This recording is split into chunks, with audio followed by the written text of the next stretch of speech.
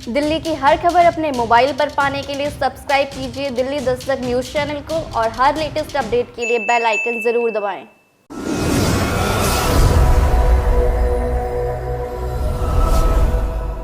Hello. हाँ, तो उन्होंने कहा कि ये बात जो है ये सही नहीं है, क्योंकि ये स्टेबिलिटी थ्योरम समझने के लिए मैं तो प्रिंसटन चला गया। मैंने कहा प्रिंसटन कब गए? कहता यार मैं तो पहला आईवी लीग साइंटिस्ट हूँ इंडिया से जो प्रिंसटन गया हूँ, और वहाँ पे प्रोफेसर क्रॉको के अंदर मैंने थीसिस की।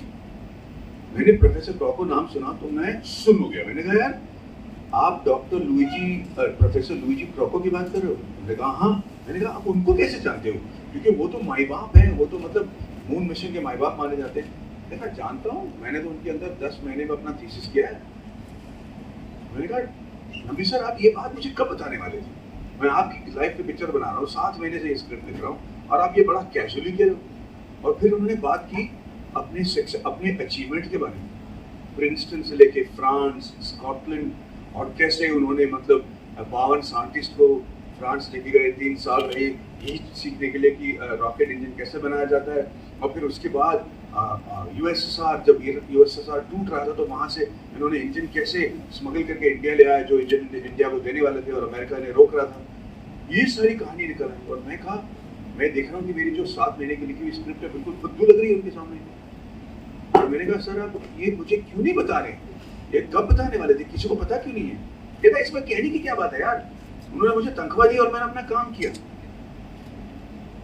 और उस वक्त मैं समझा कि हमारे देश में ना 2 किस्म के देशभक्त होते हैं। एक वो जो भारत माता की जय कहते हुए ना पूरे अपने जान को हथेली में लिए दुश्मनों से लड़ लेते हैं, और उनका जो सैक्रिफाइस है, उनकी जो कुर्बानी है वो सराखों पर, क्योंकि वो है हमारे असली देशभक्त। इसके अलावा एक और भी किस्म के देशभक्त होते हैं जिनको पता है कि वही हर रोज अपनी जान को जो है वो धोखे में डालकर अपने देश के लिए काम करते हैं, और ये जानते हुए कि कभी उनके बारे में, उनके कंट्रीब्यूशन के बारे में किसी को पता नहीं चलेगा, ना इनके बारे में गुण गाया जाएगा या इनके कोई चैप्टर लिखी जाएगी, और ना ही इनसे किसी को प्रोत्साहन मिलेगा। और ऐसे ही एक साइंटिस्ट है डॉक्टर नवीन। और मैंने उनसे कहा कि देखिए भाई साहब, मैं आपकी केस पे पिक्चर नहीं बना सकता, क्योंकि ये केस के बारे में जो थोड़ा बहुत लोग आपके बारे में जानते हैं वो इस केस के बारे में जानते हैं, पर ये केस तो बिल्कुल ही मतलब वाहियात है। पर आपके इस अचीवमेंट के बारे में जानना, इस देश के लिए आपने जो किया उसके बारे में न जानना, आपके सैक्रिफाइस के बारे में न जानना, मुझे लगता है कि देश के साथ गद्दारी है।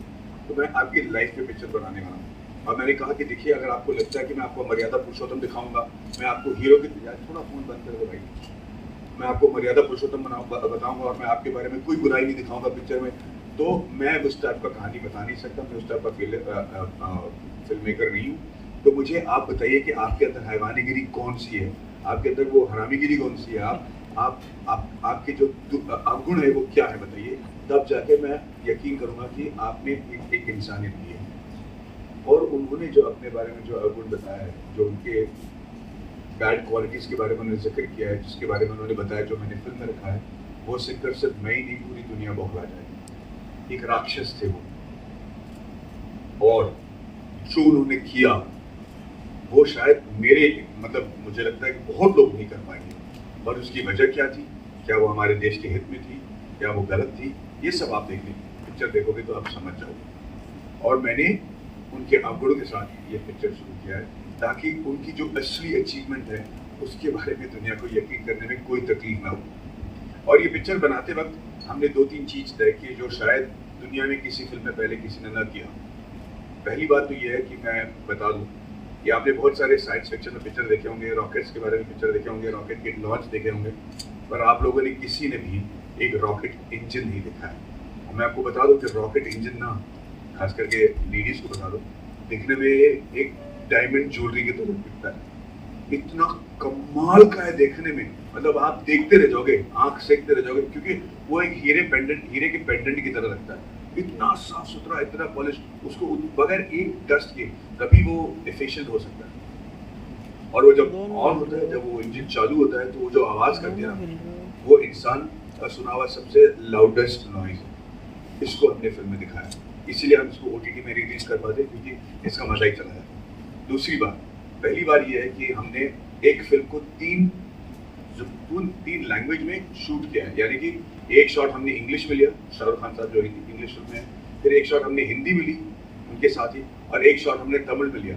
तो हमारे जितने भी एक्टर हैं, खास करके मुरली जैसे जितने भी मेरे रॉकेट साइंटिस्ट हैं, वो सब तीनों भाषा बोलते थे। इस फिल्म में कोई डबिंग नहीं है। हमने इसको 8 कंट्री में शूट किया है और 50 साल का दौरान दिखाया, टाइम ड्यूरेशन दिखाया। और मैं आपको बता दूं कि इस फिल्म में 29 साल से लेकर 80 साल तक के हमने ग्रोथ दिखाया एक एक्टर के, यानी कि मेरे और बाकी साइंटिस्ट के, जो कि पहली बार मेरे को लगता है कि किसी फिल्म में दिखाया जाएगा बगैर प्रोस्थेटिक्स। यानी कि जो भी दाढ़ी, मूंछ, वजन, दांत, मैंने अपना जबड़ा तोड़वा के मेरे दांत को मैंने ट्विस्ट कर लिया, जो था, जिसका मैं आपको अभी वीडियो दिखाऊंगा। और इस दौरान मैंने क्या सीखा, ये सब हमने किया है विदाउट प्रोस्थेटिक्स। तो बगैर हमने मतलब चिपकाए हुई दाढ़ी या चिपकाया हुआ मूंछ या पैडिंग लगाई। जो भी आप वजन गेन देख रहे हो, जो भी आप देख रहे हो, वो सब कुछ रियल है। वो इसलिए मैंने किया क्योंकि पिक्चर देखते वक्त अगर किसी को लगता है कि असली मूंछ नहीं है, दाढ़ी नहीं है, वेट नहीं है, तो उस पर जो शक आता है ना, वो शक तो पूरी कहानी पे आ जाएगी। फिर जो पूरे फिल्म में जो हमने दिखाया उस पर शक करने लगेंगे, और मैं वो कतई नहीं चाहता था, क्योंकि जो कुछ भी हमने इस फिल्म में दिखाया है वो एब्सोल्युटली सही है। और मेरे को पता चल गया कि डॉक्टर नंबी नारायणन के साथ ये क्यों हुआ। पता है, हम लोग जब स्कूल में होते हैं ना भाई साहब, हमारे स्कूल में, हमारे क्लास में हमेशा एक ऐसा लड़का होता है जो साला गुड बॉय होता है। वो रोज ना टाइम पे स्कूल पहुंच जाता है, यूनिफॉर्म आयरन कर लेता है, वो अपना होमवर्क करता है, वो टीचर के सामने हर जवाब दे देता है। वो मतलब उसकी वजह से हमें लगता है कि चल हम बेवकूफ खुद हैं, और हमारे माँ बाप कहते हैं कि उसके तरह क्यों नहीं बन सकते हो। और जब हमको एक मौका मिलता है ना इसको तपली मारने का, कहीं वो एक जगह गलती करता है, पूरी क्लास उस पर टूट पड़ती है, ताकि हमको भी लगे कि साला ये जितना अपने आप को काबिल बता रहा है, उतना तो काबिल हम भी हैं। प्रॉब्लम ये है, ये फितरत हमारे साथ ना सोसाइटी में भी निकल आता है। जब हमको लगता है कि हमारे समाज में एक ऐसा इंसान है जो सही जी रहा है, तो ये सही कैसे जी सकता है। नंबी नारायण इतने खूबसूरत होने के बावजूद कैसे नहीं हो सकता कि उनका अफेयर नहीं हुआ हो। जरूर अफेयर हुआ हो। इतने बड़े साइंटिस्ट हैं, जीनियस हैं, ये इतने शरीफ हो सकते हैं? हो ही नहीं सकता। अब मैं आपको बता रहा हूँ कि नंबी नारायण साहब देखने में बहुत खूबसूरत थे। जब वो प्रिंसटन में थे तो बहुत ही हैंडसम थे।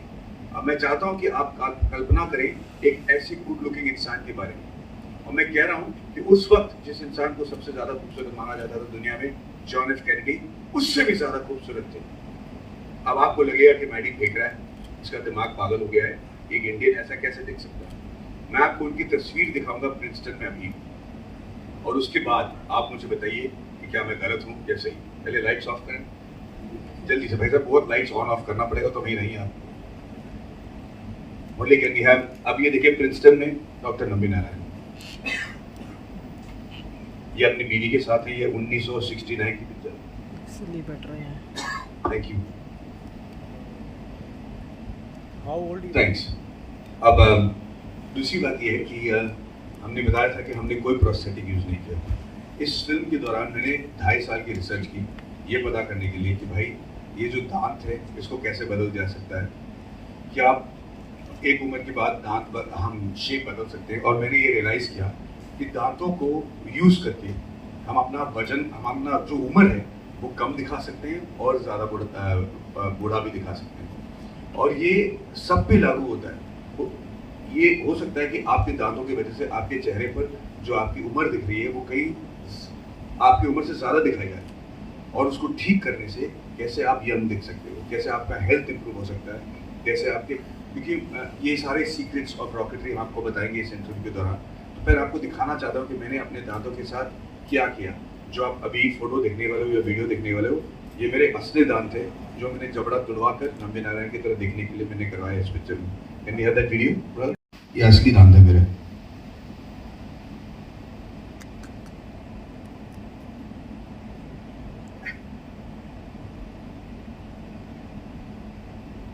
Thank you.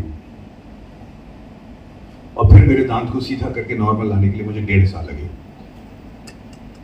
दूसरी बात, जो हमारे बाल हैं इस फिल्म में, इसको सफ़ेद करने के लिए, नंबी नारायण साहब की तरह दिखने के लिए मुझे 14 घंटा जो है ना चेयर पे बैठना पड़ा, ताकि ये बाल बिल्कुल सफ़ेद हो जाए। मेरी बीवी कह रही थी कि यार इसके बाद तो तू गंजा हो जाएगा, तुम्हारा बाल बचेगा नहीं। तो मैंने बहुत रिसर्च किया ये बताने के लिए हमारे बालों को मैं कैसे बचा सकता हूँ, कि बालों में अगर हम तेल लगाते हैं तो क्यों लगाते हैं और कैसे लगाना चाहिए ताकि आपके बाल बरकरार रहे और मैं कहता हूँ कि बाल बच गया। पर मैं आपको दिखाना चाहता हूँ कि ये जो वीडियो है, अब आप देखोगे, ऐसे मैं 14 घंटा बैठा था लगातार 4 दिन तक ये लुक हासिल करने के लिए। कहना है वीडियो ऑफ द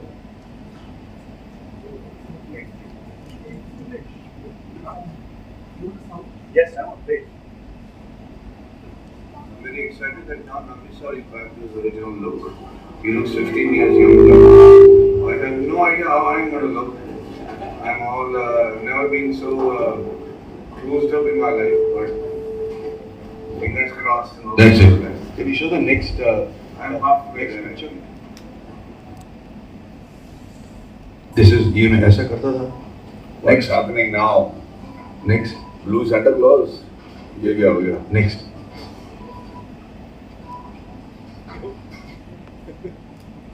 ये मेरा जो स्कैल्प था ना, इतना दिन बैठने के बाद मेरा जो बाल तो सफेद हो गए, स्कैल्प भी एकदम सिल्वर हो गया। देखिए इसी ऐसा था। नेक्स्ट, बंद कर देना मैं बताता हूँ। तो ये हमारे हर एक साइंटिस्ट के साथ जो बालों के साथ हमने किया, उसके बाद कैसे मैंने अपने बालों को वापस लाया, कैसे तेल लगाया, कैसे उसको ताकि एक एक्टर के लिए अगर बाल ना हो तो उसकी बैंड ही बच जाएगी। So how would I get it back, उसके बारे में भी बात करूँगा। और आखिर में वजन, हमें बूढ़ा दिखाने के लिए वजन बढ़ाना था और नौजवान दिखाने के लिए घटाना था।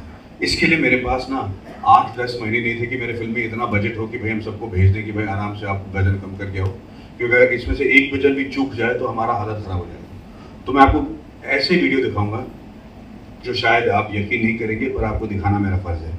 तो मैं आपको एक फ़ोटो दिखाता हूँ जिस तरीके से मैं दिख रहा था जब मैं फिल्म को डायरेक्ट कर रहा था, जब मेरा वजन सबसे ज़्यादा बढ़ गया था। And I had the first look on the red shirt. Lights off. हंस लीजिए।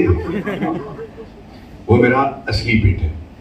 और अगर आप देखोगे चेहरे पे मेरा जो हेयर का कलर है, उस पे गौर करें, मेरा जो बालों का कलर है, क्योंकि मैं आपको पहले यकीन दिलाऊंगा कि ये असली मेरा पेट है। तो can you go to that video? उस वीडियो में जब मैं हंसूंगा तो मेरे पेट को देखिए कैसा हिलता है। वो असली पेट ही हिल सकता है। वैसे हंस लिए, चलो अच्छी बात है। पहले फोटोग्राफ पे चले जाइए, रेड टी शर्ट। और अब मैं आपको वो फोटोग्राफ दिखाऊंगा। इसके बाद 14 दिन बाद, इस शॉट को लेने के बाद, इस पिक्चर को लेने के बाद 14 दिन बाद जो मेरा हाल था वो ये है।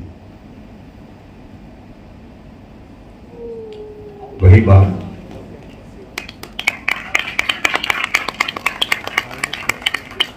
तो ये सब चीज़ करने के लिए जो हमने रिसर्च किया था, मैंने तय किया, मैं समझ गया कि वजन घटाने में जो है वो सीक्रेट नहीं है।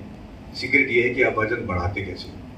तो ये सारी चीज़ मैंने इसलिए किया क्योंकि अब लोगों को लगता है कि सिर्फ ये बाहर की फिल्मों में लोग करते हैं, हॉलीवुड फिल्म ही होता है, हमारे यहाँ नहीं होता है। तो मैं बड़े गर्व के साथ कहना चाहता हूँ कि ऐसे बहुत सारी चीज़ें हमारे इंडिया के बारे में, हमारी फिल्म के बारे में, जो कि हॉलीवुड से भी बेटर है।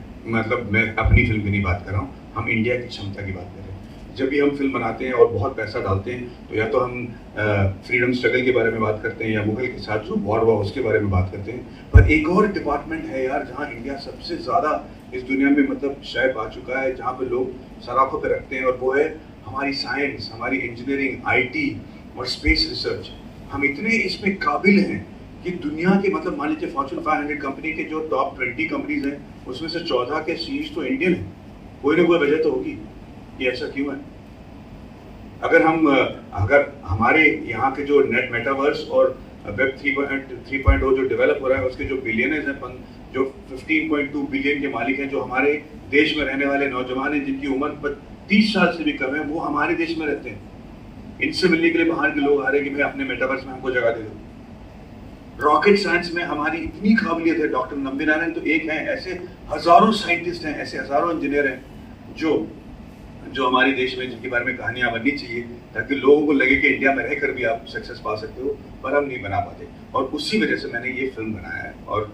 और मैं इसे डायरेक्ट करने वाला नहीं था, क्योंकि मैं कहानी इसलिए लिखा क्योंकि मैं इनकी कहानी समझ रहा था।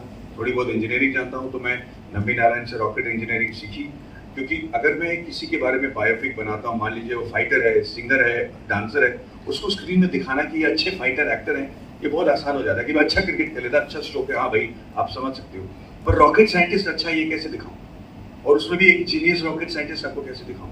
तो मुझे समझना पड़ा और मुझे रॉकेट साइंस के बारे में, इंजन के बारे में समझना पड़ा। फिर उसको अनुवाद करके ऐसे सीन्स लिखने पड़े ताकि आम आदमी को समझने में कोई प्रॉब्लम ना हो। और अगर उसको समझ भी ना आए ना, और अच्छा है यार, नहीं समझ में आना चाहिए, रॉकेट साइंस है, पर उसको समझ में आ जाएगा कि अचीवमेंट क्या है। पर सबसे जरूरी बात है कि अगर उसको समझ में आए, अगर दुनिया भर में लोग देखें और उसकी टेक्निकलिटी को देखें, तो ये देख के न हंसे कि हम बेवकूफ़ की तरह बता रहे हैं, क्योंकि वो टेक्निकलिटी वो रॉकेट इंजन की बिल्कुल सही है। तो चाहे वो नासा वाला देखें, चाहे वो पीसा वाला देखें, आपको समझ में आ जाएगी जो टेक्नोलॉजी, जो खासियत नंबी नारायण साहब की है वो क्या है और उन्हें क्या हासिल किया। इसी वजह से ये फिल्म बनी है। तो और मैं डायरेक्ट इसलिए नहीं करना चाह रहा था क्योंकि मेरे सर पे ऑलरेडी ये राइटिंग और एक्टिंग इसलिए मैंने की क्योंकि हर एक एक्टर चाहता है कि भाई एक टाइम में एक लाइफ ऐसी फिल्म बनाए जहाँ पे वो एक कम उम्र से लेके बुजुर्ग तक की रोल निभा पाए। तो कमल साहब ने नायकन किया था, अमिताभ साहब ने बहुत सारी फिल्में की हैं। तो मैंने कहा मैं भी ये कर लूँ अपना हुनर दिखाने के लिए। वही एक तुच्छ इरादे के साथ मैंने एक्टिंग की थी। पर जब मैं प्रोड्यूसर के पास गया, मैंने कहा ये पिक्चर बनाना चाहता हूँ, रॉकेट साइंटिस्ट पर है। तो उन्होंने कहा कि हीरोइन कौन है? मैंने कहा हमारी फिल्म में हीरोइन नहीं है। उन्होंने कहा एक्शन सीक्वेंस और सॉन्ग्स कितने हैं? मैंने कहा नहीं है। उन्होंने कहा कि प्रोड्यूसर भी नहीं है। तो मैंने खुद के पैसे डाल दिए पिक्चर में, ताकि मुझे, क्योंकि और मैं ही खुद नहीं, पर मेरे साथ जो इन्वेस्टर्स थे, जो को प्रोड्यूसर हैं मूलन्स और 27 इन्वेस्टमेंट, ये इसलिए इस फिल्म में पैसे डाले क्योंकि इनको मेरे से ज़्यादा नंबे नारायण साहब की कहानी बताना था। तो ये बड़े तेवर के साथ आए और आज तक इन्होंने अपना पैसे के बारे में नहीं घबराया। अगर मुझे भी अपना फिल्म प्रोड्यूस करना और डायरेक्ट करना होता, या तो मैं रहना है तेरे दिल में या 3 इडियट्स या विक्रम वेदा की तरफ फिल्म पैसा डालता, जहाँ पे मुझे पता है कि पैसा वापस आ जाएगा भाई। पर ये तो बेवकूफ़ी थी और ये एकदम एक जुनून था। तो आज इस जुनून को लेकर मैं शुरू किया। और आज मैं उस वक्त जब हमने शुरू किया था मुझे नहीं पता था कि खान साहब, शाहरुख खान साहब इस फिल्म में होंगे, या सूर्या होगा, या इसके कांस में वर्ल्ड प्रीमियर होगी, या फिर हम टाइम स्क्वायर पे इसको दिखाया जाएगा। पर ये अपना खुद ही बनकर बड़ा हो गया। अब आज 6 जुलाई को रिलीज़ होने वाला है। हम आपके सारे सवालों का जवाब देना चाहते हैं। जो भी सवाल पूछना चाहेंगे प्लीज़ पूछिएगा, और बड़े नेक दिल से, और हो सकते तो पूरी सच्चाई के साथ जवाब दूंगा। हाँ जी, 14 दिन में कैसा वेट होता है भाई साहब, मैं आपको जवाब दे देता हूँ। देखिए इसमें क्या होता है ना कि आपकी जो मानसिक स्थिति है उसके हिसाब से आपकी बदन जो है ना, कभी कभी डिपेंडिंग कि आपके प्रोफेशनल लाइफ में स्ट्रेस है या इमोशनल लाइफ में स्ट्रेस है या पर्सनल लाइफ में स्ट्रेस है, तो कुछ खाने के जो ग्रुप वो खाने को लेकर आपका बॉडी जो है एलर्जी डेवलप कर लेता है। तो वो हो सकता है कि दूध हो, दही हो, कभी गेहूँ हो जाता है, कभी कोई फल फूल हो जाते हैं। पर वो स्ट्रेस की वजह से, उस प्रॉब्लम की वजह से इंटॉलरेंस और एलर्जी डेवलप कर जाता है तुम्हारा बॉडी। तो उस वक्त मैंने एक टेस्ट करवाया जिसका नाम है अप्लाइड किनेसियोलॉजी। ये टेस्ट कुछ 600-700 रुपये में हो जाता है। कोई बिग साउंड सुनने में बड़ा लगता है, लेकिन ये एलर्जी टेस्ट है और ये बताता है कि आपके उस वक्त जिंदगी के उस वक्त में आपके तनाव के को डिपेंड करते हुए कौन सी फूड कैटेगरी है जिसके लिए आप एलर्जिक हो। तो आप लोग खाते समय कई बार डिसाइड करोगे यार वजन बढ़ क्यों रहा है, यार मैं तो खाना उतना ही खा रहा हूँ, अचानक मेरे वजन बढ़ रहा है, या मेरा वजन घट नहीं रहा, या नींद ठीक से नहीं आ रही है, मेरे पेट गड़बड़ हो गया, पता नहीं क्यों मैंने कुछ अलग नहीं खाया। उसकी वजह यह है कि आपकी बॉडी जो है अचानक एक फूड कैटेगरी को लेकर एलर्जी डेवलप कर जाता है। तो मैंने पता किया कि मैं ये जो दूध के अंदर प्रोटीन होता है और शुगर, ये दोनों चीज़ से उस वक्त एलर्जिक हो गया, इंटॉलरेंट हो गया। तो 3 महीने के लिए मैं सिर्फ केक खाता। तो हुआ यूं कि वजन तो कम बढ़ा, लेकिन अब बदन अपने आप को बचाने के लिए, इस जहर से बचाने के लिए वाटर रिटेंशन करता है, जिसकी वजह से ब्लोट बढ़ जाता है। और ये ब्लोट की वजह से पेट बढ़ जाता है, आपको झुक नहीं पाते हो, नींद नहीं कर पाते हो। तो 3 महीने तक मुझे ये सफ़र करना पड़ा। और जब मैं ये शूटिंग ख़त्म कर चुका था, ये लुक ख़त्म कर चुका, तो मैं ऑस्ट्रिया चला गया। पता किया कि मेरे बदन के लिए खाने के लिए सबसे अच्छी बात क्या है, विच टर्न्ड आउट टू बी अमरूद, टमाटर और गाजर और ककड़ी और अंडे, ये मैं खा सकता था। तो मैं सुबह 7 बजे उठता था। और मैं आपको बता दूं कि कोई सर्जरी नहीं, कोई दवाई नहीं, कोई एक्सरसाइज नहीं, कुछ नहीं। सुबह 7 बजे उठता था, बाकायदा चबा के 40 बार चबा कर मैं अपना नाश्ता खाता था, और 7 से 7:30 बजे तक।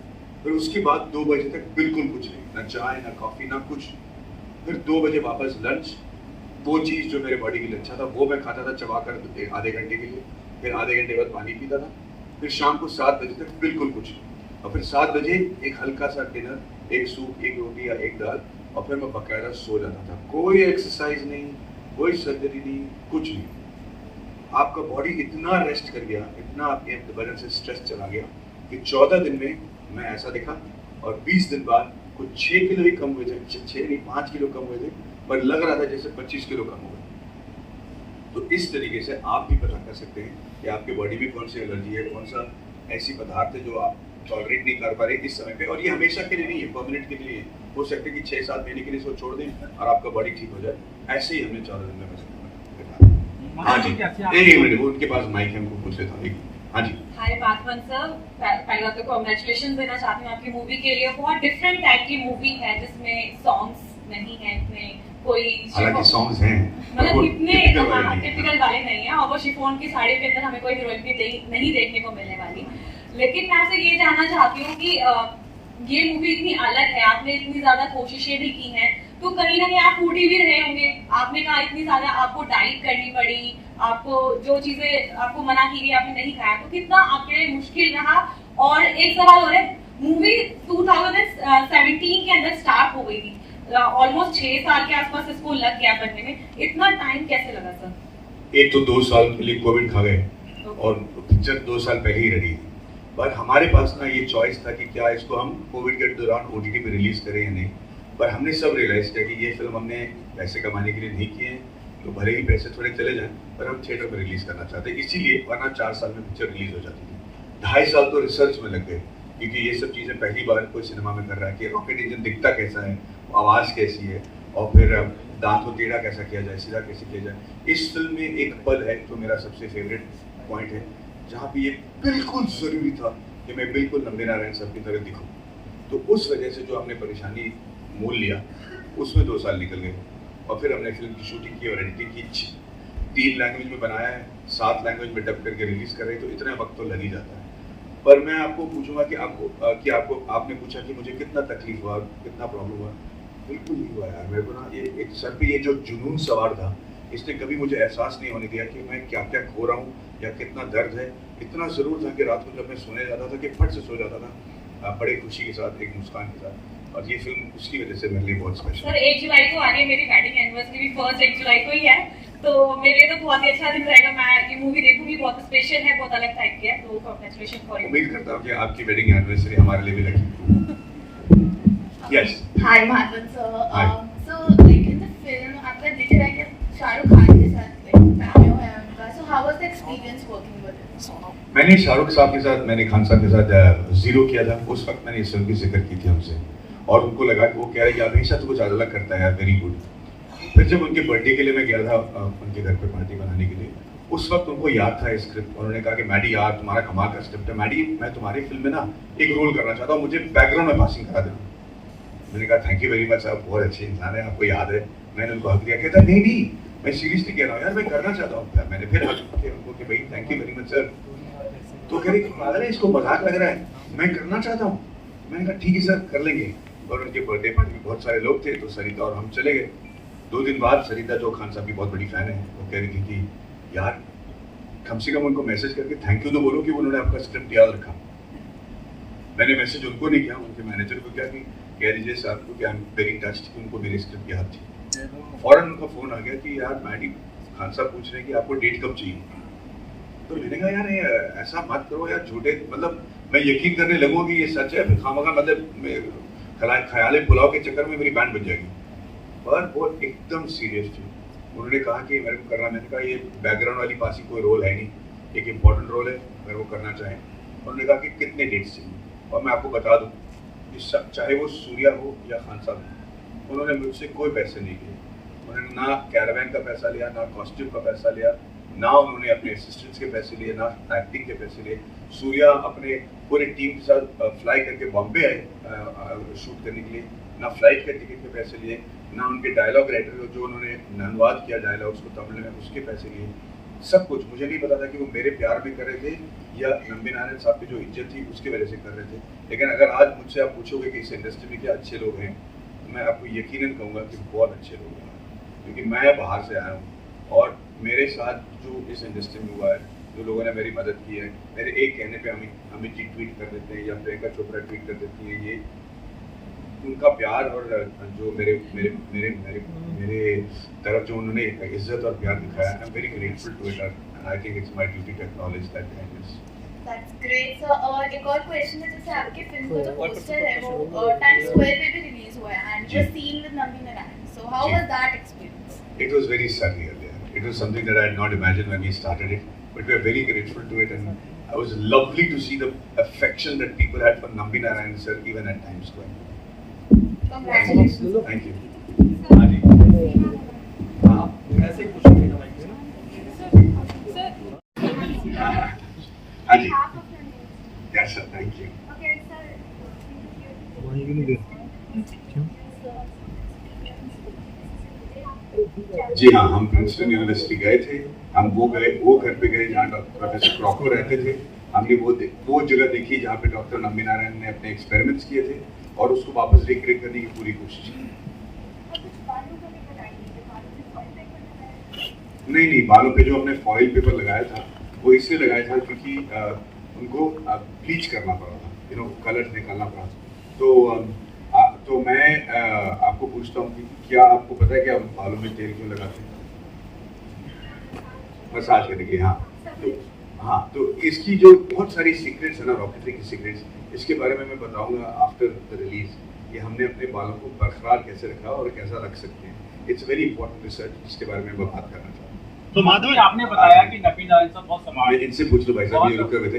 एक सेकंड। हाँ मदन जी, चूंकि आप इंजीनियरिंग बैकग्राउंड के हैं, जी। आपको दिलचस्पी हुई इस तरह की फिल्में बनाई आपने, लेकिन जो लोग कॉमेडी फिल्में बनाते हैं, लड़ जाने वाली फिल्में बनाते हैं या नकली देशभक्ति वाली फिल्में बनाते हैं, वो ज़्यादा कामयाब है वो लोग। आपको नहीं लगता कि साइंस पे या जो साइंटिस्टों के अचीवमेंट्स हैं इंडिया में, वैसी फिल्मों को गवर्नमेंट को भी चाहिए कि वो फाइनेंशियली सपोर्ट करे ताकि ज़्यादा फिल्में बने ऐसी?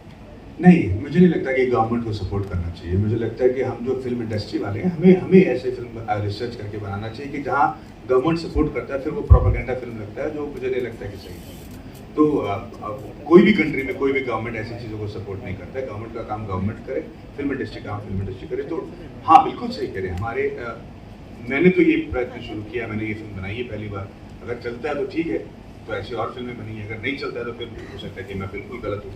पर हाँ, मैं इतना ज़रूर मानता हूँ कि हमारे साइंटिस्ट, हमारे इंजीनियर्स, हमारे IT के जो स्पेशलिस्ट हैं, इनकी जो सक्सेस स्टोरी है उसको हम जितना उसके बारे में हम बात कर सकें, उसको प्रोत्साहन दे सकें, उसको देना बहुत जरूरी है। हाँ जी। आपने बात करी कि नबी साहब जो है स्मार्ट, बहुत ज़्यादा स्मार्ट है और उनकी ज़िंदगी में हो सकता है कि अफेयर रहा। तो मैं ये कभी नहीं कहा कि हो सकता है कि अफेयर रहा हो।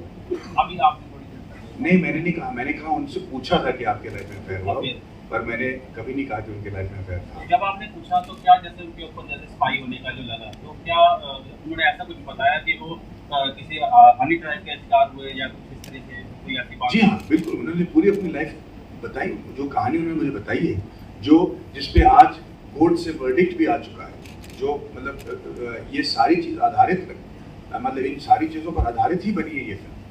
तो बिल्कुल बताया उन्होंने, और यही बात जानने के लिए आपको फिल्म देखना पड़ेगा, पर हमने हर चीज़ को बताया। मतलब हनी ट्रैप के शिकार सर नहीं, हनी ट्रैप के शिकार होने का इल्ज़ाम उन पे लगा था, जो कि कोर्ट ने कहा कि गलत है और उनको निर्दोष साबित किया गया।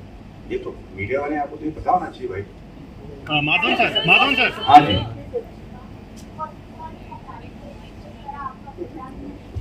बिल्कुल तरीका नहीं होता, माइक होना चाहिए। Thank you. उसको पता नहीं, फिर सवाल भी तो आने चाहिए ना, पूछेंगे ना।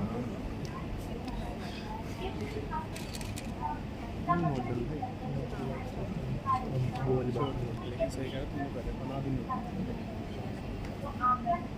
मुझे लगता है ये इंडियन सुपर हीरो की कहानी है, और ये इसके अलावा मैं और कुछ नहीं कह सकता, क्योंकि जब तक आप पिक्चर देखोगे नहीं आपको पता नहीं चलेगा कि किस हद तक कमर्शियल फिल्म है। और मैं मानता हूँ कि ये हाईली कमर्शियल फिल्म है। Thank you. नहीं, रुकिए, मैं पूछता हूँ 2 minute. We met him in the press conference and he said, Rocket 3, so why people said, why R1? So they were very optimistic about the movie. So how was your feeling at Cannes? It was, I was very happy that I didn't embarrass them. क्योंकि it is my first film. I have never directed an iPhone film in my life, जैसे कि मैं पहले भी कह चुका हूँ। So for me to get validation that I didn't embarrass them was the biggest success. How much they like the film they will tell you, but I am very happy that it was not an embarrassment. Thank you, thank you sir. हाँ जी, मेरा सवाल आपसे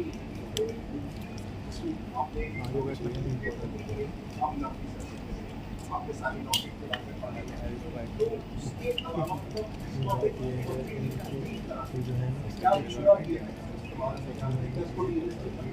जैसे कि मैंने बताया था कि हमने कोई प्रोस्थेटिक यूज नहीं किया, लुक बदलने के लिए हमने बिल्कुल भी एफेक्ट्स नहीं यूज किए, बस इंजन बनाने के लिए और या 1979 69 ये दिखाने के लिए हमने जो वीएफएक्स और स्पेशल इफेक्ट्स का यूज़ किया है वो बकायदा सबसे बेस्ट कंपनी को यूज़ करके हमने किया है, कॉल्ड असम्बलिज। और मुझे पूरा यकीन है कि ये सब आपकी आंखों में नजर नहीं आएगा, क्योंकि आप कहानी में इतने घुस जाओगे और ये वीएफएक्स एकदम बैकग्राउंड में। जो SRK वाला जी पहले वाली 2.5 साल की रिसर्च और studies. Thank you so much. हाँ जी, लास्ट 2 क्वेश्चन। हाँ जी बोलिए। ऐसी फिल्में बनाने के लिए खासकर जो सीक्रेसी होती है सरकार की तरफ से भी कहीं भी देखा जाए, तो क्या सरकार से आपने कोई सी परमिशन ली? और उनके साथ जो सचिन नारायण जी थे और अब्दुल कलाम जो हिस्ट्री चली आ रही है, क्या उनको भी कहीं ना कहीं आपने स्पेस दिया है फिल्म में? जी हाँ, जो नबी नारायण साहब की ताल्लुकात विक्रम ए साराभाई, UR राव, अब्दुल कलाम, डॉक्टर अब्दुल कलाम सबके साथ था, और जो इनके साथ रिलेशनशिप था वो हमने दिखाया है। एक ज़माने में इन्होंने अब्दुल कलाम साहब की ज़िंदगी भी बचाई थी, उसके बारे में हमने किया 100%। हमने गवर्नमेंट से कोई सपोर्ट नहीं लिया इन द सेंस कि उनसे हमें मतलब इसलिए कि हम इनके बारे में बना रहे हैं, हमने उनको कोई तकलीफ नहीं दी, हमने उनको कांटेक्ट भी नहीं किया, क्योंकि मुझे नहीं लगता, मैं नहीं चाह रहा था ये कोई कहे कि ये कोई प्रोपेगेंडा टाइप की फिल्म है। ये नबी नारायण साहब की फिल्म है और इसे हमने खुद ही किया। आखिरी सवाल। आखिरी सवाल। Yes ma'am. रिसर्च की जी। और कई बार आपको ऐसा हुआ होगा कि कभी स्क्रिप्ट लिखने में प्रॉब्लम हुई, आपने बताया कि वजन बढ़ाना पड़ा और घटाना भी पड़ा। कई बार आपके दिमाग में ऐसा नहीं आया कि मैं यहीं पे रोक देता हूँ, मेरा मन नहीं कर रहा? कई बार सर कुछ है ऐसा? कितने बार? मेरे को लगता है कि 100 बार। मैं तो रात में ना पसीने में लथपथ होकर उठाऊं, हालांकि मैं सोने के लिए बड़ा आराम से जाता था, नींद मतलब मुस्कुराते हुए कि भाई मैं सही काम कर रहा हूँ, पर खौफनाक सपने जरूर आते थे, और खास करके इसलिए क्योंकि मैं बहुत सारी चीज़ खा रहा था जो मेरे बदन के लिए सही नहीं थे, उसकी वजह से भी हो सकता है। पर कई बार हुआ कि मैं अपने आप को पूछ रहा हूँ कि क्यों कर रहा मैडी, और कभी भी उसका जवाब ये नहीं आया कि रो।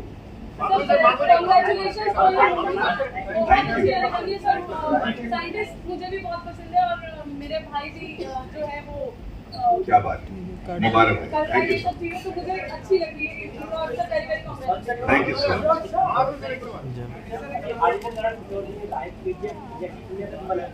उसमें हमारा बैंक हो सकता है, यूट्यूब हो सकता है, लगता है कि जो एंकर की ऑडियंस है उसका दोबारा अपनी साउथ की फिल्म के लिए अलग है और जर्नलिस्ट का फैन है।